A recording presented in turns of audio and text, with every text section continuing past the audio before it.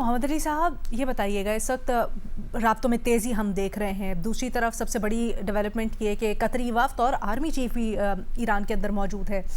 اس کا کس طرح سے تجزیہ کیا جائے؟ کیا یہ اشارہ ہے کہ کوئی پازیٹیو ڈیولپمنٹ ہو رہی ہے، پیش رفت ہو رہی ہے، یا پھر یہ کسی خطرے کی گھنٹی ہے کہ اس کے پیش نظر سارے کے سارے وہاں پر کوششیں کر رہے ہیں؟ علیدہ، میں سمجھتا ہوں کہ پاکستان کے آرمی چیف کا ایران کا یہ جو دوسرا دورہ ہے اس جنگ اور کشیدگی کے دوران، اس سے دو چیزیں بالکل واضح ہیں. پہلی بات یہ ہے کہ پاکستان کی جو کمٹمنٹ ہے دیرپا امن کے خیال کے حوالے سے، اس کا کوئی ثانی نہیں ہے پوری دنیا میں. اور دوسری بات یہ ہے کہ جتنی زیادہ ہم کوششیں کر رہے ہیں اس امن کو دیرپا بنانے کے لیے، اس میں بھی پاکستان کی جو کوششیں ہیں ان کا کوئی ثانی نہیں ہے. اور تیسری بات یہ ہے کہ یہ بھی ایک حقیقت ہے کہ اس خطے میں بہت سے ایسے اسپوائلرز موجود ہیں جو کہ اس امن کے عمل کو یا تو براہ راست حملوں کے ذریعے سے، کشیدگی کے ذریعے سے، الزامات اور دھمکیوں کے ذریعے سے نقصان پہنچانا چاہتے ہیں، یا پھر جو متحرک قوتیں ہیں ان کے درمیان مزید غلط فہمیاں اور ڈاؤٹس کریٹ کرنا چاہتے ہیں. تو پاکستان کی جو کوششیں ہیں وہ نہ صرف سفارتی سطح پہ فیلڈ مارشل صاحب کی تہران میں موجودگی کی شکل میں جاری ہیں، بلکہ بیک وقت انفارمیشن اور ڈپلومیٹک لیول پہ بھی جو اسپوائلرز کوشش کر رہے ہیں کہ اس امن کو سبوتاج کیا جائے، جس کا ابھی ایک حوالہ بڑا اہم دیا گیا جو کہ میرے لیے بڑی ایک پر امید بات ہے.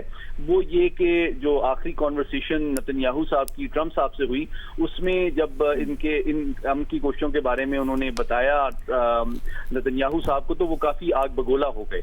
تو اس سے یہ ثابت ہوتا ہے کہ ان کو لگ رہا ہے کہ یہ امن کی جو پاکستان کی قیادت میں جو کوششیں جاری ہیں وہ بتدریج اور محتاط انداز میں آگے بڑھ رہی ہیں اور خوشائند ہیں، جس کے حوالے سے اسرائیل میں اپنے تزویراتی مقاصد کی ناکامی کے حوالے سے تشویش بڑھتی جا رہی ہے.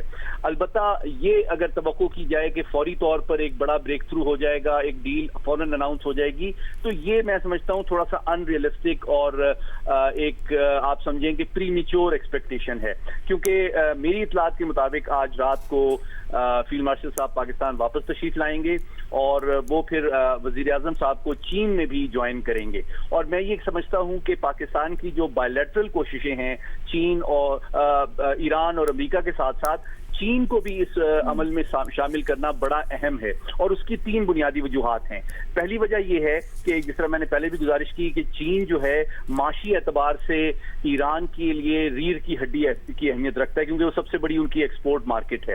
دوسری بات جو خوشائند ہے وہ آپ دیکھ رہی ہیں کہ پچھلے 2-3 دنوں کے دوران آبنائے ہرمز میں سے ایک بڑی تعداد میں جو مال بردار جہاز ہیں وہ سلامتی کے ساتھ انہوں نے یہ آبنائے ہرمز کو عبور کیا ہے، اور نہ امریکہ نے ان کو روکا ہے نہ ایران نے ان کو روکا ہے، جو کہ عملی طور پر یہ نظر آ رہا ہے دھمکیوں اور پبلک پوسچرنگ کے باوجود کہ بتدریج جو ہے برف پگھل رہی ہے. اور تیسری سب سے امپورٹنٹ بات یہ ہے کہ آپ کو یاد ہے کہ امریکہ کے جو چین کا صدر چین کا دورہ تھا ٹرمپ صاحب کا، اس میں 3 چیزیں بالکل واضح ہو گئی تھیں. چین کی قیادت نے امریکہ کو بھی وارن کیا تھا کہ یہ جنگ بندی دیرپا ہونی چاہیے. امریکہ کی جانب سے یہ گارنٹی کی توقع چین کی قیادت نے بھی کی ہے کہ وہ دیرپا جنگ بندی چاہتے ہیں، کیونکہ چین کو بھی ناراض کرنا اس وقت امریکہ افورڈ نہیں کر سکتا ہے. جو معاشی مسائل کا سامنا اور آنے والے الیکشنز میں جو پرابلمز وہ اینٹیسپیٹ کر رہے ہیں ٹرمپ صاحب، وہ سمجھتے ہیں چین ہی ان کو بچا سکتا ہے. جب وہ 200 کہہ دوں جی ایک چیز پلیز ہمیں تھوڑا سمجھائیے گا. آرمی چیف کے جانے سے بہت سے لوگ یہ مطلب لے رہے تھے یا یہ اخذ کر رہے تھے کہ کوئی نہ کوئی چیز فارملی فائنلائز ہوگی یا پھر کوئی شارٹ ٹرم معاہدہ یا کوئی MOU ہو سکتا ہے. اگر آپ سمجھ رہے ہیں کہ فی الوقت ایسا کچھ نہیں ہوگا تو پھر بذات خود آرمی چیف صاحب کے جانے کی اس وقت اہمیت کیا ہے؟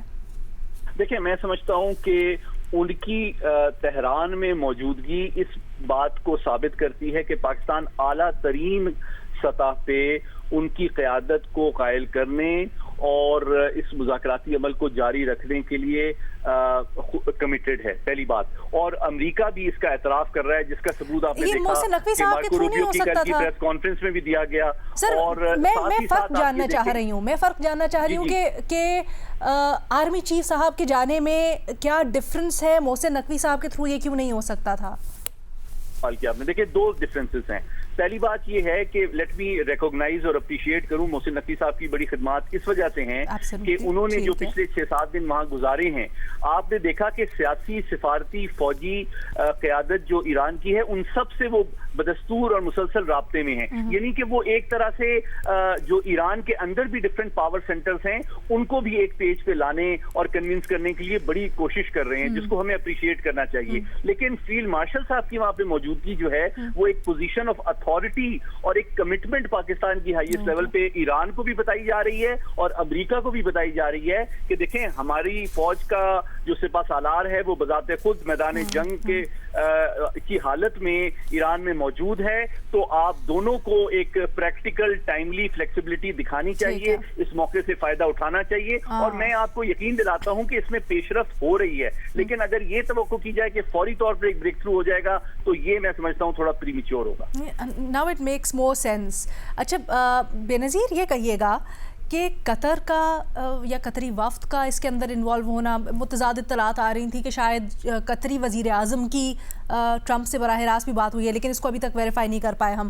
بہرحال قطر کا اس پیریڈ کے اوپر انوالو ہونا، اس کی کیا اہمیت ہے؟ علینا، قطر اور پاکستان دو ایسے ملک ہیں جن کے دونوں امریکہ اور ایران کے ساتھ اچھے تعلقات ہیں، اور پہلے بھی قطر جو ہے میڈیشن میں ان کا بڑا اہم رول رہا ہے. اس وقت بڑے ایکٹیو ہوئے ہیں. ابھی رپورٹ یہ ہو رہا تھا کہ بات ہوئی ہے ڈونلڈ ٹرمپ کی قطر کے جو امیر ہیں ان کے ساتھ.